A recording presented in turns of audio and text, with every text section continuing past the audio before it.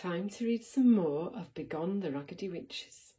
Now, if you remember, Mup, Auntie and Mam are all heading off to go and rescue Dad, who's been kidnapped by the witches. And we finished on, let's go rescue Dad. Aren't we taking the car? No. How will we get there? Mam just kept walking through the brittle sunshine, heading for the shadowy trees at the end of the back garden. She took Mup's hand. This was a surprise. Mup tried not to hang off her or be too hot, things that usually made Mam let go, and they held hands all the way across the lawn and into the shade. Auntie had never allowed Mup in under these trees. The air had a thick, syrupy feel to it here, as if the world were asleep and she were walking through its dream. At first, spears of light hit off her dress and made the surrounding trunks sparkle. But soon the trees grew denser and the sparkles stopped. Badger, reluctant at the end of his lead, looked longingly back the way they'd come. There were only golden fragments of garden visible now through the crowding branches. The scent of pine was sharp, the sound of the river much louder than Mup had ever heard. They broke suddenly into sunshine, and the air roared with the noise of the river. Mup shaded her eyes against the water dazzle. She could barely see the other side. I never knew the stream was that wide, she thought. Is this the border? She shouted. Yes, Mam yelled back. I remember it from when I was little. I always thought the border was far away. Mup could hardly hear Mam when she muttered. The border's never far away. No matter where you run, it's always just around the corner. What do you think you're doing? Cried a familiar voice, and they turned to see Auntie rippling like Sundapple within the darkness of the trees. Mup cried out in delight, but Mam clamped down on her hand, stopping her from running forward. Auntie, said Mam softly, you should have passed over by now. You know it's not good to hang around. The sparkly Auntie shape flung out its arms in exasperation. But what choice do I have? I'm only gone for 1 second, and you're already running back to your mother. I'm crossing over to rescue Daniel.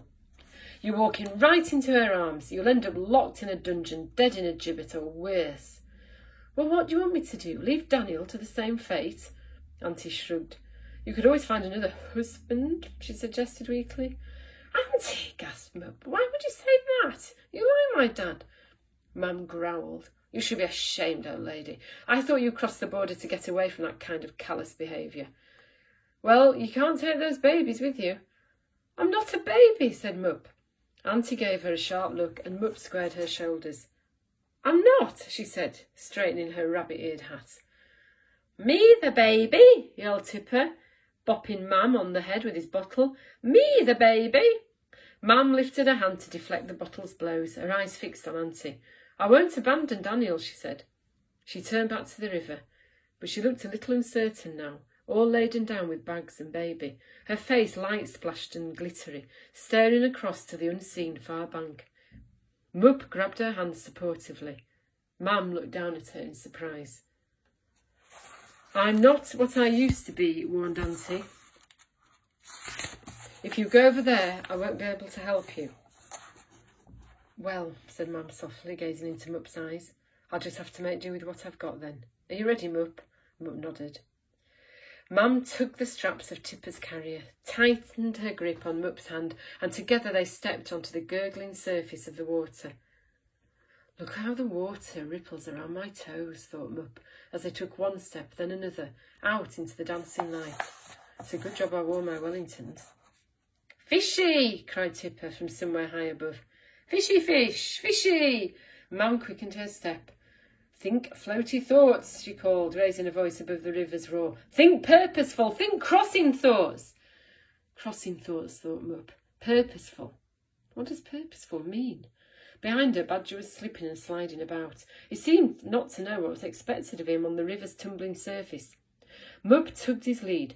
Think floaty thoughts, Badger, she yelled. Think purposeful. Badger yowled and spun like a leaf on the end of his lead. Then his feet broke through the surface of the water and, first knee-deep, then shoulder-deep, it began swimming, a horrified, chin-lifted doggy paddle, in the blinding chaos of light. Leave him behind, yelled Mam. As if in panic at the suggestion, Badger yowled again and tried to doggy paddle over to Mup, but he was sinking fast. Soon only his eyes and his desperately upturned snout were visible above the surface. "Leave him behind, Mup!" yelled Mum again. She was nothing now but a voice and a hand leading to an arm that was swallowed by Water Dazzle. "He'll drag us down!" "I can't leave Badger!" Badger went under, sucked from sight as quick as a blink.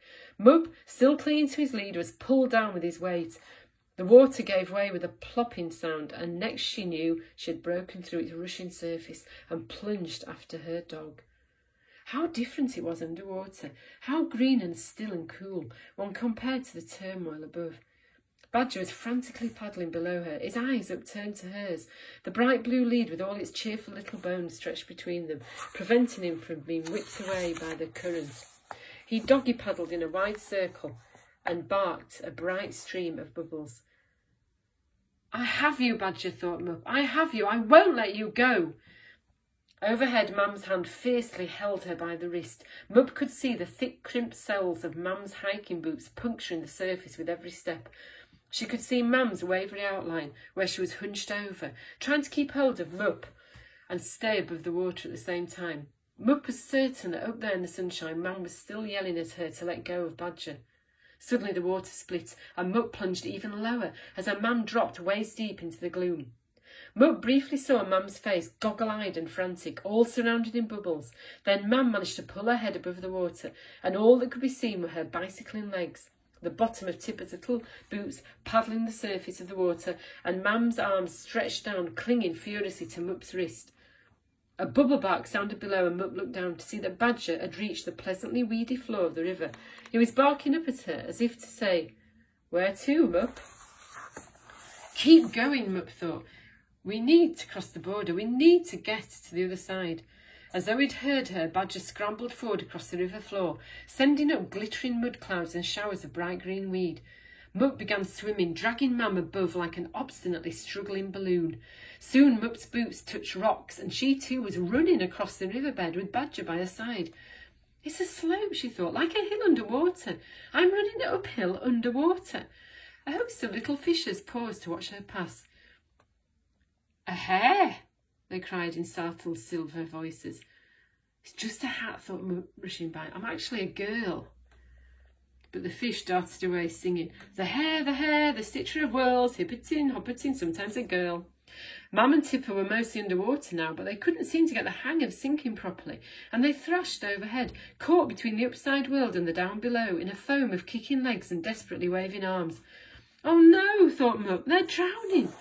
"This way," Auntie's voice called from the growing brightness ahead. "This way." Mup thought she saw a figure waving from the dazzling light that was coming through the shallower water there. "I mustn't let go," she thought, struggling forward. "I mustn't let go." But Badger was pulling at the end of his lead, and the riverbed was slipping and slithering beneath her feet. And Mam and Tipper shouted and tugged at the end of her arm. And everything was swirling and too bright and turning head over head over head over heels, until Mup had no choice but to close her eyes. And that is all I'm going to read. If you've enjoyed listening to that book, you could carry on, you could get a copy and you could have a go at reading it yourself. I'll read the blurb here to entice you further.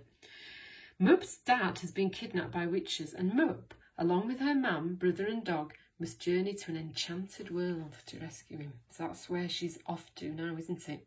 We're at the beginning of the adventure. Danger awaits them. Witch's Burrow is a beguiling place of rhyming crows, talking cats and forbidden magic, ruled by a tyrannical queen and a band of raggedy witches.